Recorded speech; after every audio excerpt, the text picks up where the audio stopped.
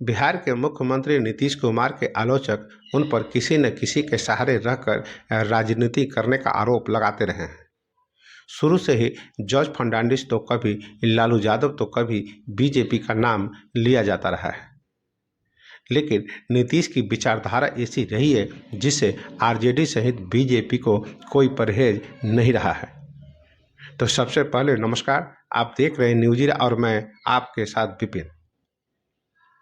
नीतीश कुमार अनूठे राजनीतिज्ञ हैं जो दो विपरीत विचारधारा वाली पार्टी के साथ बार बार जाकर भी पूरी तरह सेट हो जाते हैं। नीतीश कुमार की राजनीति की यही विशेषता है जो उन्हें बिहार में पिछले 20 सालों से प्रासंगिक बनी हुई है। साल 2015 में नीतीश लालू प्रसाद के साथ मिलकर बिहार में सरकार बना चुके हैं, जबकि साल 2017 में वो वापस एनडीए के साथ आकर साल 2020 का विधानसभा चुनाव साथ मिलकर लड़ चुके हैं। नीतीश ने आरजेडी का दामन साल 2022 में एक बार फिर पकड़ा, लेकिन 1.5 साल में पाला बदलकर फिर बीजेपी के साथ सरकार बनाकर एनडीए में सेट नजर आ रहे हैं। नीतीश कुमार ने 28 जनवरी को बिहार से पाला बदलकर एनडीए का दामन थामा है, लेकिन 16 फरवरी को लालू प्रसाद यादव बयान दे रहे हैं कि उनका दरवाजा सबके लिए खुला है। लालू का बयान ये साबित करता है कि नीतीश बिहार में प्रमुख दो सत्ताधारी दल की मजबूरी है, इसलिए दोनों प्रमुख दल नीतीश का साथ पाने के लिए पिछले कई सालों से बेकरार दिखते रहे। नीतीश कुमार ने बिहार में खुद के लिए एक ऐसा राजनीतिक जगत तैयार कर रखा है जिसे पार पाना पिछले 20 साल में बीजेपी या आरजेडी दोनों के लिए संभव नहीं हो सका है। नीतीश कुमार धर्मनिरपेक्षता और भ्रष्टाचार के मुद्दे पर बीजेपी और आरजेडी के साथ रहकर अलग अलग छवि बनाए रखने में कामयाब रहे हैं। नीतीश जब बीजेपी के साथ सरकार में रहे तो एंटी मुस्लिम उन्होंने अपना इमेज बनने नहीं दिया है। नीतीश कुमार की एक लाइन उनकी राजनीति के बारे में बखूबी बयां करती है। वो कहते हैं कि भारत जैसे विविधताओं से भरे देश में राजनेताओं को तिलक भी लगाना पड़ेगा, वहीं ज़रूरत पड़ने पर टोपी भी पहननी पड़ेगी। जाहिर है बिहार में कब्रिस्तानों की घेराबंदी को लेकर उठाए जाने वाले कदम हो या फिर मंदिर की घेराबंदी कर उसे सुरक्षित करने की, नीतीश कुमार दोनों कामों में आगे बढ़कर हिस्सा लेते रहे हैं। नीतीश कुमार मौलाना टोपी पहनकर इफ्तार पार्टी में बढ़ चढ़कर हिस्सा लेते रहे हैं। वहीं साल 2001 के गुजरात दंगे के बाद गैर बीजेपी दलों में पहले नेता थे जो बीजेपी सरकार के साथ नरेंद्र मोदी को भी क्लीन चिट दे रहे थे। इस कवायद के साथ उनकी पार्टी के मुखिया जॉर्ज फर्नांडिस का भी मिला था। इसलिए नीतीश कुमार समाजवादियों में भी अलग पहचान कायम कर चुके हैं, जो कांग्रेस आरजेडी के साथ सरकार चलाने की बात हो या फिर बीजेपी के साथ। दोनों के साथ नीतीश ने अपने दामन पर दाग लगने नहीं दिया है। अटल आडवाणी के समय में बीजेपी के 3 मुद्दे मुख्य रूप से चर्चा में नहीं होते थे। उस समय बीजेपी देश में कई घटक दलों को साथ लेकर अपने ऊपर लगे अछूत के टैग को हटाना चाहती थी, लेकिन साल 2014 में नरेंद्र मोदी के नेतृत्व में मिली विराट जीत ने बीजेपी को वापस अपने कोर मुद्दे पर लौटने को प्रेरित कर दिया।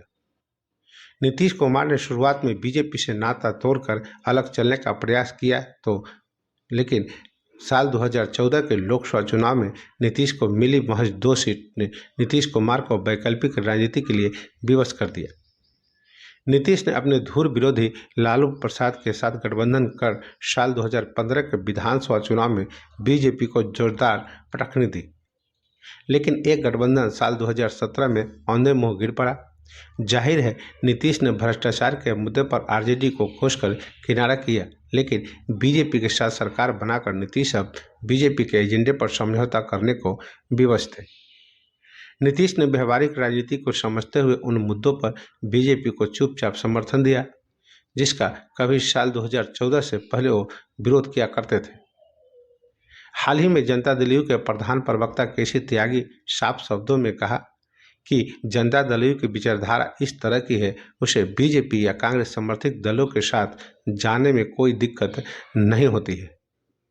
यही वजह है कि जनता दल यू दो दो बार बीजेपी और आरजेडी के साथ रिश्ते तोड़ने के बाद सरकार बनाने में कामयाब रहकर अपने 7 निश्चय 1 और 2 को आगे बढ़ाते हुए बिहार की राजनीति पर पकड़ मजबूती से रखती है। नीतीश कुमार का पूरा फोकस बिहार में सत्ता पर बने रहने का रहा है। वो आरजेडी या बीजेपी जिसके साथ भी सरकार में रहे, उनकी पकड़ मजबूत ही रही है। राष्ट्रीय मुद्दे पर नीतीश कुमार ने 3 तलाक, सीएए और अनुच्छेद 370 पर अपने स्टैंड बदले जरूर हैं। इसलिए नए बीजेपी में उन्हें पीएम मोदी की टीम का हिस्सा बनने में कोई खास दिक्कत नहीं हुई है। इतना ही नहीं, महिलाओं के आरक्षण का सवाल हो या आर्थिक आधार पर सवर्णों को आरक्षण के मसले पर जनता दल बीजेपी का समर्थन करती रही है। नीतीश कुमार डेवलपमेंट को हथियार बनाकर लगातार साल 2005 से बिहार की सत्ता पर कायम है। वो जिसके साथ होते हैं पलड़ा उसका भारी होता है। इसलिए बिहार में बीजेपी हो या आरजेडी, दोनों प्रमुख विरोधी दलों को नीतीश कुमार के साथ सामंजस्य बिठाकर सरकार बनाने को मजबूर होना पड़ता है। कहा जाता है कि बीजेपी या आरजेडी बिहार में अपने दम पर सरकार नहीं बना सकती है। इसलिए नीतीश कुमार दोनों दलों की मजबूरी है। साल 2015 में नीतीश आरजेडी के साथ जाकर बीजेपी को धराशायी कर चुके हैं।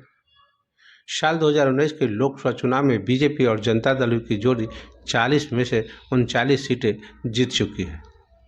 यही वजह है कि बीजेपी अपने और आरजेडी दोनों दल विरोध के स्वर विपक्ष में रहकर जितनी भी तेज कर ले, लेकिन नीतीश ने जब भी साथ आने में दिलचस्पी दिखाई है तो दोनों दल वेलकम करने के लिए तत्पर दिखाई देते हैं।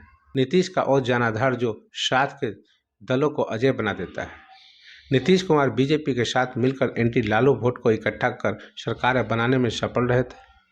नीतीश कुमार ने बड़े ही चतुराई से एंटी यादव पिछड़े और अति पिछड़ों का गठजोड़ तैयार किया था, जिसे बीजेपी के अग्रणी समर्थकों के साथ जोड़कर लालू प्रसाद के लिए खड़ा पाना मुश्किल सा हो गया था। लेकिन साल 2013 में नीतीश कुमार ने बीजेपी का साथ छोड़कर आरजेडी के साथ जाना पसंद किया, जिसके बाद साल 2015 के विधानसभा चुनाव में आरजेडी एक बार फिर सबसे बड़ी पार्टी बनकर उभर सकी थी। पिछड़ों और अति पिछड़ों में बीजेपी ने भी साल 2014 से लगातार सेंधमारी की है। बीजेपी ने कई ऐसे नेताओं को आगे किया जो पिछड़े और अति पिछड़े समाज से हैं। लेकिन नीतीश के बगैर बिहार में बीजेपी अभी भी लालू प्रसाद और उनके गठजोड़ का हरा पाने में कॉन्फिडेंट महसूस नहीं करती है। लालू प्रसाद का माय समीकरण अभी भी मजबूत है, इसलिए 32% वोटों पर लालू प्रसाद यादव का कब्जा माना जाता है। यही हाल बीजेपी का भी है, जो बिहार में 30 से 33% वोटों के साथ बिहार में मौजूद राजनीतिक स्थितियों में रहती है।